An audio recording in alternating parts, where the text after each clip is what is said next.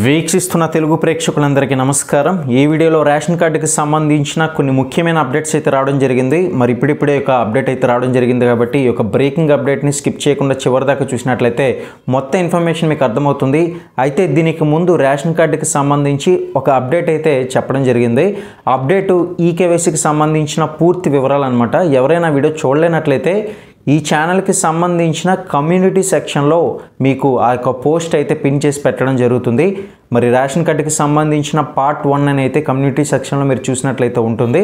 డెఫినెట్గా ఆ వీడియోని వాచ్ చేసిన తర్వాత ఈ వీడియో రండి, లేదనుకుంటే ఈ వీడియో పూర్తిగా చూసిన తర్వాత ఆ వీడియోని చూసినా పర్వాలేదు। మరి పూర్తి ఇన్ఫర్మేషన్ ఆ వీడియోలో కూడా చెక్ చేయొచ్చు। ఇక మరి ఈ వీడియోలో రేషన్ కార్డుకి సంబంధించి ప్రభుత్వం ఎటువంటి నిర్ణయం తీసుకుంది ఏంటి అనేది మొత్తం అయితే చెప్పడం జరుగుతుంది కాబట్టి స్కిప్ చేయకుండా చివరిదాకా చూసేసి సబ్స్క్రైబ్ చేసుకోలేని వాళ్ళు ఇప్పుడే సబ్స్క్రైబ్ చేసుకొని పక్కనే ఉన్న గంట సింబల్ నొక్కి ఆల్ అండ్ నోటిఫికేషన్ మీద ట్యాప్ చేయండి। తద్వారా మేము పెట్టే ప్రతి ఒక్క అప్డేట్స్ అనేది పొందగలుగుతారు। ఇక ఏమాత్రం ఆలస్యం చేయకుండా వీడియోని అయితే స్టార్ట్ చేద్దాం। లైక్ చేయడం మాత్రం మర్చిపోకండి। ఈ వీడియోకి ఒక 200 లైక్స్ అయితే టార్గెట్ చేస్తున్నాను, చూద్దాం ఎంతమంది లైక్ చేస్తారనేది। ఇక రేషన్ కార్డుకి సంబంధించిన వివరాలు చూసినట్లయితే చాలామందికి ఒక సందేహం అయితే వస్తుంది। ముఖ్యంగా మరి ఈ యొక్క గడువు అనేది పెంచుతారా లేదా అనేది అయితే సందేహం ఇప్పటికే వచ్చింది। మరి చాలామందికి ఇప్పటికే పెండింగ్లో అయితే ఉండిపోయింది। మరి అన్యాక్టివ్ పీపుల్ మరి అదేవిధంగా యాక్టివ్ పీపుల్ అనేది ఆల్రెడీ బయోమెట్రిక్ వేసేస్తూ యథావిధిగా కొనసాగుతున్నారు। వాళ్ళకి ఎటువంటి ప్రాబ్లము లేదు, ఫ్యూచర్లో వాళ్ళకి ఎటువంటి డిస్టర్బెన్స్ అయితే ఉండదు। రేషన్ కార్డు అనేది ఆగిపోదు, రేషన్కి సంబంధించిన సరుకులు కూడా ఆగిపోదు। కానీ ఇప్పుడు ఎవరైతే యాక్టివ్గా లేరో రేషన్ కార్డుకి సంబంధించి అంటే ఇతర ఊర్లో ఉండడం, కొంచెం డిస్టెన్స్లో ఉంటూ రేషన్ తీసుకోకపోవడం ఇటువంటి వాళ్ళు చాలామంది అయితే పెండింగ్లో ఉండిపోయారు। మరి అదేవిధంగా చాలామందికి ఈ యొక్క ఇన్ఫర్మేషన్ పూర్తిగా తెలియలేని వాళ్ళు కూడా పెండింగ్లో ఉండిపోయారండి। బయోమెట్రిక్ ద్వారా థంబ్ వేయాలి, ఆ థంబ్ వేసిన తర్వాత మీరు వెరిఫై అయిన తర్వాత యథావిధిగా రేషన్ అనేది కొనసాగుతుందని గత వీడియోస్లోనే చెప్పడం జరిగింది। మరి ఇప్పటికీ చాలామందికి ఈ పూర్తి ఇన్ఫర్మేషన్ తెలియక చాలామంది పెండింగ్లో అయితే ఉండిపోయారు। మరి ఆ విషయం ప్రభుత్వం అయితే తెలుసుకుంది। మరి ఇందులో భాగంగా ఈ యొక్క టైం అయితే ఎక్స్టెండ్ చేయడం జరిగింది। పూర్తి వివరాలు అయితే చెప్తాము। అయితే కాబట్టి ఈ వీడియోని షేర్ చేయండి, మిగతా వాళ్ళకి కూడా తెలియజేయండి। చాలామంది పెండింగ్లో ఉండిపోయారు। ఇక ఆంధ్రప్రదేశ్లో రేషన్ కార్డు ఉన్నవారికి అందరికీ కొన్ని ముఖ్యమైన వివరాలు ఇది। అధికారులు కీలక నిర్ణయం అయితే తీసుకున్నారు। రేషన్ కార్డు పేర్లు ఉన్నవారు ఎవరైతే ఉన్నారో ఈ యొక్క రేషన్ కార్డులో పేర్లు ఉన్నవారు ఈకేవైసీ చేయించుకునేందుకు గడువునైతే పెంచారు। ఈ మేరకు పలు జిల్లాల్లో అధికారుల ఉత్తర్వులు కూడా జారీ చేయడం జరిగింది। ఈ యొక్క ఉత్తర్వులు ముఖ్యంగా రేషన్ కార్డు ఉన్న ప్రతి ఒక్కరికి కూడా వర్తిస్తుంది। మరి బియ్యం కార్డు ఉన్నవాళ్ళు ఈకేవైసీ చేయించుకోవడానికి ఏప్రిల్ 30 వరకు కూడా గడువు అయితే పెంచారు। చూస్తున్నారు కదండి, ఏప్రిల్ 30 వరకు కూడా గడువు పెంచారు। మరి ఎటువంటి డాక్యుమెంట్స్ పట్టుకు వెళ్ళాలి ఏంటి అనేది మీకు గతంలో చెప్పాను। బట్ ఇప్పుడు వచ్చిన అప్డేట్ ప్రకారం చూసినట్లయితే మీకు పాసిబిలిటీ ఉన్నంత వరకు సాఫ్ట్ కాపీ ఒకటే కాదు, ఈ యొక్క సాఫ్ట్ కాపీతో పాటు మీరు ఆధార్ కార్డుకి సంబంధించిన డాక్యుమెంట్ కూడా పట్టుకెళ్ళండి। ఆధార్ కార్డు అంటే మనకి ఒరిజినల్ ఆధార్ కార్డు అయినా పట్టుకెళ్ళచ్చు, లేదంటే జెరాక్స్ అయినా పట్టుకెళ్ళచ్చు। మీ యొక్క యూనిక్ ఐడి అనేది చాలా అవసరం అక్కడ। మరి ఆ ఐడి అనేది చూసి ఎంటర్ చేసిన తర్వాత మీరు థంబ్ ఎంతవరకు వెరిఫై చేసుకున్నారు, ఎప్పుడు వెరిఫై చేసుకున్నారు, ఎన్ని రోజులు అయింది వెరిఫై చేసుకొని। చాలామంది ఏం చేస్తున్నారంటే మాకు పిల్లలు ఉన్నారండి, వాళ్ళు ఇంకా వయసు అయితే ఇంకా పెరగలేదు, చిన్నవాళ్ళే కాబట్టి మేము బయోమెట్రిక్ అయితే ఇంకా చేయించలేదని అంటున్నారు। ఆధార్ కార్డు ఉన్నవాళ్ళు తప్పనిసరిగా రీసెంట్కి సంబంధించిన థంబ్ వెరిఫికేషన్ అనేది జరిగి ఉండాలి।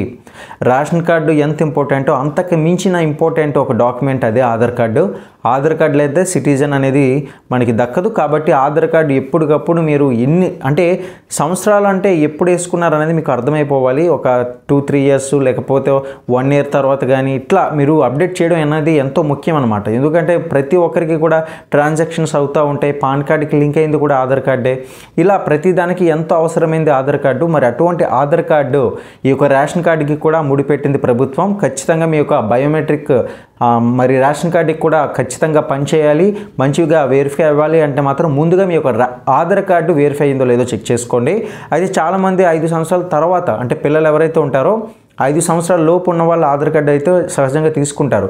మరి 5 సంవత్సరాలు దాటిన తర్వాత ఆధార్ని అప్డేట్ చేయడం లేదు।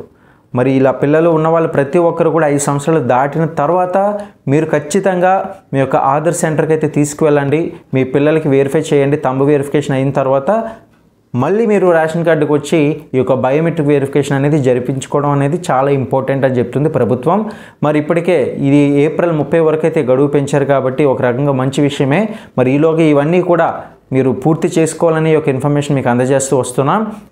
ఇక ముందు మార్చి 31 తోటి పూర్తి అయిపోయిందని అనుకున్నారు, కానీ ఇప్పుడు ఈ గడువు అయితే పెంచడం జరిగింది. ఇంకా చాలామంది ఈకేవైసీ అయితే చేయించుకోలేదండి. అలాగే చాలామందికి కొన్ని సందేహాలు కూడా ఉండిపోయింది. 60 ఏళ్ళు పైబడిన వాళ్ళు కూడా చేయించుకోవాలంటే ఖచ్చితంగా చేసుకోవాలి, ఎందుకంటే మీకు రేషన్ కార్డు కూడా అవసరం. రేషన్ కార్డు అవసరం అని అంటే ఖచ్చితంగా మీరు ఈ యొక్క లిస్టులో ఉన్నారనే అర్థం. కాబట్టి మీరు రేషన్ కార్డు పొందాలి, ఆల్రెడీ కలిగి ఉన్న మీరు ఖచ్చితంగా ఈ యొక్క వెరిఫికేషన్ అనేది ఇంపార్టెంట్. దీన్ని బట్టి మళ్ళీ ఇంకో డౌట్ అండి, ఈకేవైసీ అనేది ఆన్లైన్లో జరిగిపోతుందా అంటే స్వయంగా మేము సిస్టమ్ ముందు కూర్చొని మేము చేసేసుకోవచ్చా అని కూడా కొంతమంది వారి యొక్క అభిప్రాయాన్ని తెలియజేశారు. లేదండి, అలా కుదరదు. ప్రభుత్వం స్వయంగా తన కొన్ని ఓన్ సర్వర్స్ అనేది ఉంటుంది. ఈ యొక్క సర్వర్ని బట్టి కూడా బేస్ చేసుకొని ఆఫీస్లోనే సచివాలయంలో కానీ అలాగే రేషన్ డీలర్ షాపులకు సంబంధించిన మిషన్స్ కానీ వీటి మీద మనకి ఎటువంటి ఎర్రర్స్ లేకుండా యథావిధిగా ఈ యొక్క థంబ్ అనేది వెరిఫై అవ్వడం జరుగుతుంది.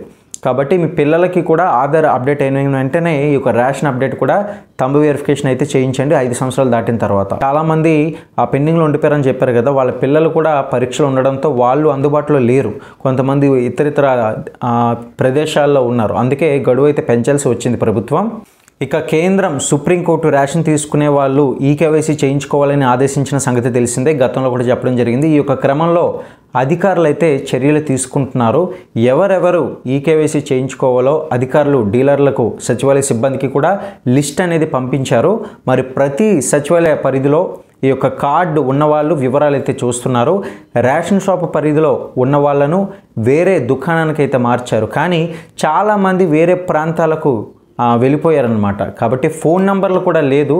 దీంతో ఈ యొక్క ఈకేవైసీ అనేది అందరిది కూడా పూర్తి కాలేదు. ఇక బియ్యం కార్డులో పేరున్న వాళ్ళంతా కూడా ఈకేవైసీ అయితే చేయించుకోవాలి. అధికారులు దీన్ని ముందే సూచించారు. అందుకే కార్డు ఉన్నవాళ్ళు పిల్లలను తీసుకొని డీలర్ల దగ్గరికి అయితే అలాగే సచివాలయానికి కూడా వెళ్తున్నారు. మరి 5 ఏళ్ల లోపు పిల్లలు తల్లిదండ్రుల వేలిముద్రలతో ఆధార్ నంబర్ కూడా ఇచ్చారు, కానీ చాలామంది 5 ఏళ్ల తర్వాత పిల్లల వేలిముద్రలను అయితే మార్చలేదు.